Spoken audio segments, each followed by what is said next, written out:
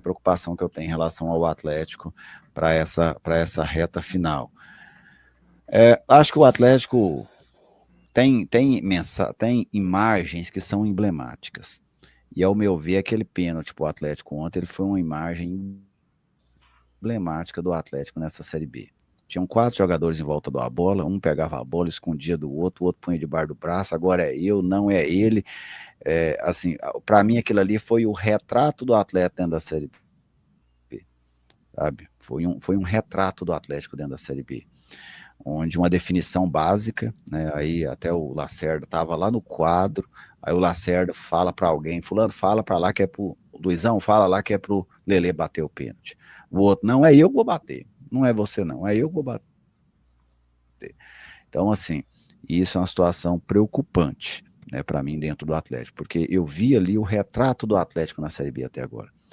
É uma coisa que era para ser boa para o Atlético, para ele empatar o jogo, ele não sabia nem quem é que ia executar. E depois, quando executa, pessimamente executado. Né? Porque tem pênalti que você dá um chute forte, ela pega no pé da trave e não entra. Que azar, cara. Você dá um chute forte, ela bate lá no travessão e não entra. Que azar. Agora, quando você bate pênalti a meia altura, no canto, fraquinha, assim, é o pênalti que o goleiro pede. Fala, fulano, bate o pênalti assim para mim. Aí o cara vai e bate, né? Que lá é treinamento de goleiro. Pênalti daquele jeito, lá é treinamento de goleiro. E aí o Atlético acaba desperdiçando aquele pênalti. Mas fala pra gente um pouco, Gader, aí a sua visão do jogo, dessa derrota e dos acontecimentos, vamos dizer, em volta desse jogo em que o Atlético perdeu para a equipe da Ferroviária pelo placar de 3-1. Gerli, é um jogo assim que marca, para mim, marca o final. Para mim, marca o final do Atlético em 2025. Daqui para frente, vai ser disso para menos, para pouca coisa mais. Vai ter uma vitória aqui ali que a gente ainda vai comemorar, mas esse jogo é o padrão Atlético 2025. Time que não estudou adversário. Eu gosto muito da manutenção de uma equipe, eu gosto que você mantenha um time titular para você pegar o entrosamento, mas você tem que saber também variar o esquema tático dentro de campo. Não dá para jogar contra o Ferroviário achando que é o Botafogo de Ribeirão Preto. Não é o mesmo time, não tem a mesma capacidade. O Ferroviário é muito melhor. E assim, a impressão que deu no jogo é que o Atlético não estudou o adversário. Tentou fazer o básico, tentou fazer coisas que também não deveria em campo e pagou um preço caro por deixar espaços atrás, deixando o contra-ataque, que é uma arma que a Ferroviária tem muito bem e que qualquer pessoa que visse 2 jogos da Ferroviária ali, compacto, perceberia isso. E assim, a falha foi bem clássica, sabe? De literalmente você não ter visto uma partida do adversário para entender como é que eles jogam. E fora isso, cara, é o que você falou, Gerli, é um retrato clássico, né? Um time que não tem identificação, seus jogadores não têm identificação com a camisa, jogadores que não têm decisão, não têm poder de decisão, não tem uma liderança dentro de campo, não tem alguém que chama a responsabilidade, não tem alguém que acredita na capacidade do seu próprio futebol. Ontem o Kelvin fez a pior partida dele com a camisa do Atlético. Fácil. E se fosse só o Kelvin jogando mal, eu nem falaria nada, mas todos os outros acompanharam o padrão. E aí teve uma coisa curiosa, Gelli, que eu achei sim, que é um reflexo muito clássico, que é quando entra o Shailon no segundo tempo e o Atlético vira o Shailon. Ele vira exatamente o que é o futebol do Shailon. Lento, pragmático, às vezes dá uma brincadeira ali e tal, faz um pouquinho alguma coisinha ali e tal, mas é um time apático em campo, não briga com o adversário, não briga com o juiz, não entra com raça, não entra com a vontade que deveria diante da torcida. E pagou o preço, né, cara? Pagou o preço básico de uma equipe que não mostrou sangue em campo, não mostrou vontade, não mostrou determinação.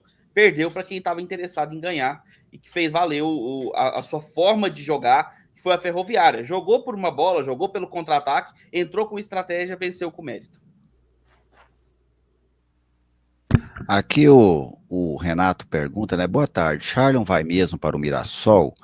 O Adson desmentiu, né? Desmentiu essa possibilidade do Charles, que não tem nada, que houve uma conversa lá em janeiro, me parece, mas que agora não tem nada. Você estava lá, Emerson, né? O estádio, ele é um ambiente muito diferente do estúdio, vamos dizer assim. Você estava lá. Eu queria saber, assim, eu queria captar a sua essência de torcedor, né? Aqui a gente tem essa ideia de ter o torcedor nos debates. Eu acho que é o único debate no Brasil, talvez, que faça isso de maneira padrão, né? Aqui o torcedor participa de maneira padrão. A gente não convida um dia na morte, outro na vida, não. Todos os dias, desde quando o debate começou aqui, sempre tem um torcedor. Se não tem, é porque o torcedor teve um problema, né, Emerson? O carro estragou, o pneu furou, mas não fomos nós que tiramos. Nós nunca tiramos o torcedor daqui. Mas é justamente para esses momentos, sabe? Eu queria, assim, que você passasse a sensação da atmosfera que você viu no Osceola.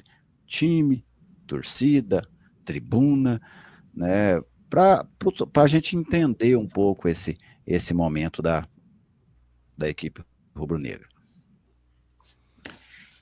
Gerli, assim, eu estava até tentando aqui organizar os meus pensamentos aqui, organizar tudo aquilo que eu tenho para falar sobre, principalmente o jogo de ontem. Ontem, quando eu cheguei no estádio, o clima era de entusiasmo. A torcida estava acreditando numa nova postura do Atlético, a torcida estava acreditando no Atlético. E começou o jogo e o Atlético realmente, né? O Atlético começou em cima, logo no começo do jogo já teve 2 oportunidades, só que começou a perder 1, 2, foi perdendo oportunidades, e a torcida já foi criando ali uma certa animosidade com relação ao time. Quando o Atlético toma o primeiro gol, eu vi a torcida até acreditando que poderia virar. Mas no lance do pênalti, ficou tão escancarado o problema no Atlético que, para mim, foi ali no lance do pênalti perdido que tudo desabou. Porque reuniu um bolo de jogador em torno da bola. Parece que os 4 estavam pegando a bola, um puxando para o outro para saber quem que ia bater. Veio a recomendação do Lacerda. E o Igual Martins, na escolinha. Justamente. E o Martins achou por bem bater, passar por cima da ordem do Lacerda e bater o pênalti de maneira horrorosa. Triste aquele pênalti. E o que revela ali para a torcida, para o torcedor, o que surgiu de comentário é que cadê o comando do time? Antigamente, o militarismo ele fez parte da minha vida por muitos anos. E todo ato de desobediência ou todo ato de indisciplina, ele era seriamente punido. E me preocupou muito a entrevista. A entrevista do Lacerda, para mim, foi uma das piores que eu já vi. Ele falar assim que... quando foi a pergunta lá, perguntando se ia ter alguma punição com o Martins, ou o jogo seguia, ou vai ter alguma punição ou vai seguir o jogo? Não, vamos seguir. Cara, não é vamos seguir. Isso é um ato de indisciplina. Talvez se o Atlético faz aquele 1-1 naquele momento do jogo, poderia ter mudado a história do jogo. Foi um lance crucial ali pro Atlético, pro resultado do Atlético, ao meu entender. Porque o Atlético estava melhor na partida e o Atlético teve a oportunidade de empatar o jogo, só que o Martins achou por bem passar por cima da autoridade e bater aquele pênalti ridículo com que ele bateu. Aí o que é que...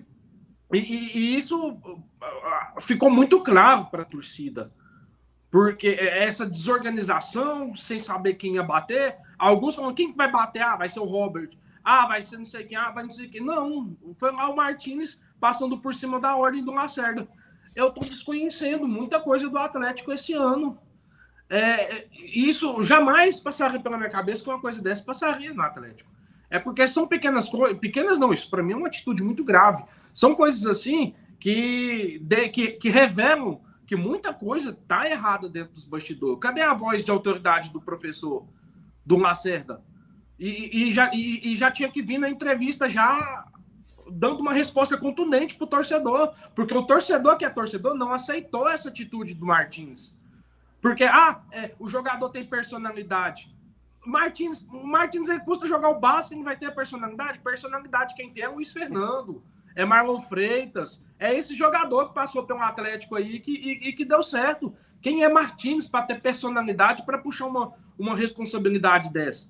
Então, esse lance, Genésio, foi muito crucial ali para desabar tudo em meio à torcida. E a torcida já não acredita mais. Se já estava difícil o acesso, já estamos vendidos, já que 2026 é Série B, e brigar para ficar na Série B. Foi um jogo muito...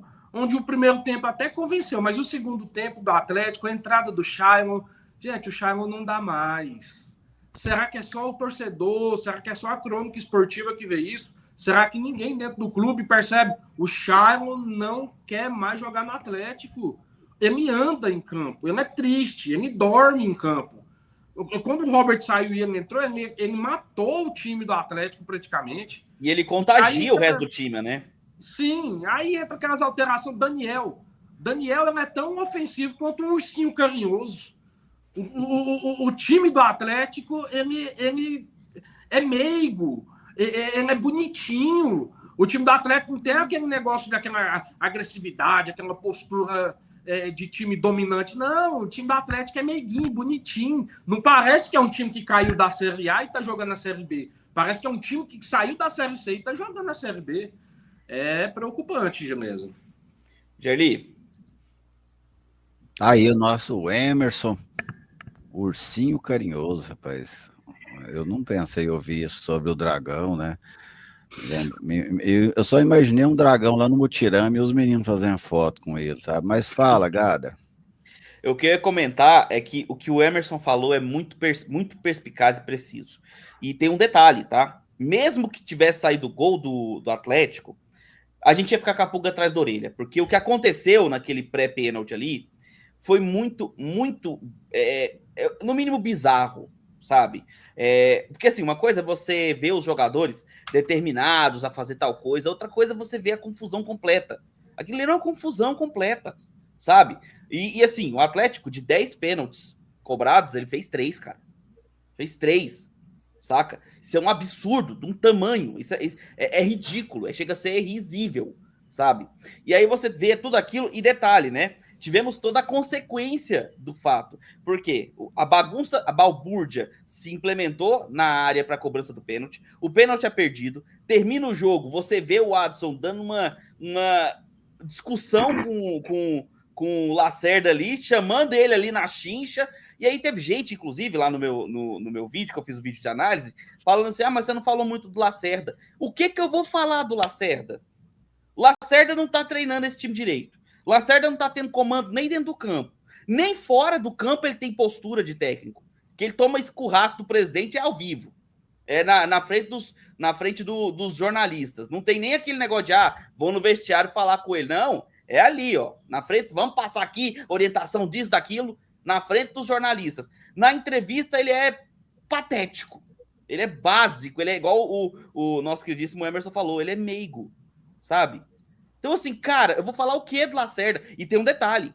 Como é que eu vou criticar e falar assim, não, técnico não tá funcionando. O Atlético já trocou 5. Eu vou falar para vir mais um 6º. Não tem como. Então não tem nem como falar mais de técnico com o Atlético. Porque não tem como mais nem trocar, né, pô? Pode falar. O preocupante é que, cara, a gente vê o Atlético entrando em campo e parece que já tá todo mundo entrando triste dentro do campo para jogar a bola. Parece que o pontapé inicial já tá todo mundo de cabeça baixa, parece que ninguém tá nem aí. Cara, e assim, o Watson deu aquela entrevista, né, falando, até acertando, desculpando do clube. Cara, eu não coloco aquilo como que algo que serviu para algum de nós, porque a gente sempre foi muito respeitoso com relação ao Atlético, ou às pessoas dentro das nossas críticas. Porém, mas eu não estou dizendo o clube, mas eu estou dizendo o elenco de 2025, ele sim está esculhambando com a cara do torcedor, ele está esculhambando com a minha cara, que eu sou sócio torcedor. Cara, eu vou no estádio, eu consumo, eu compro só produto oficial do clube, eu tento ajudar na medida do possível, eu vivo a essência do clube, mas para mim esse elenco que está esculhambando com a minha cara, porque não adianta fazer carta aberta por torcedor, não adianta fazer nada. O torcedor quer elenco, o torcedor quer um time que lute, o torcedor quer um time que preste. igual eu falei, eu queria muito que o Lacerda desse certo no Atlético. Eu queria muito, mas não vai dar. Não vai dar, não tem o tamanho do Atlético. O Atlético tem que entender que o Atlético está umas 5 prateleiras acima do Lacerda. Fato é o pênalti de ontem. O pênalti de ontem escancarou que o Atlético está numa prateleira que o Lacerda vai ter que galgar muito para conseguir chegar lá. Então, fica aqui o meu comentário e minha indignação como um torcedor, de ver coisas acontecendo no Atlético que eu nunca vi.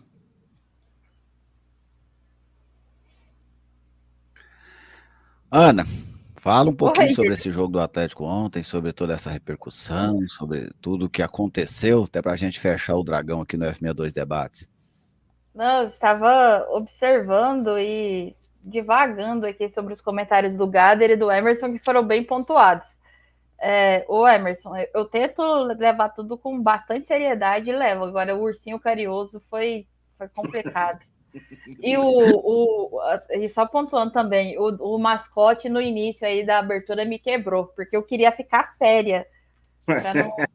Aí não me complicou. Mas, enfim, Geli, sobre a postura do Atlético, sobre como foi o jogo, os meninos já falaram bastante. Eu queria trazer uma visão da bagunça que está o Atlético e que aí eu consegui juntar os fatos, né? Tal como uma linha do tempo.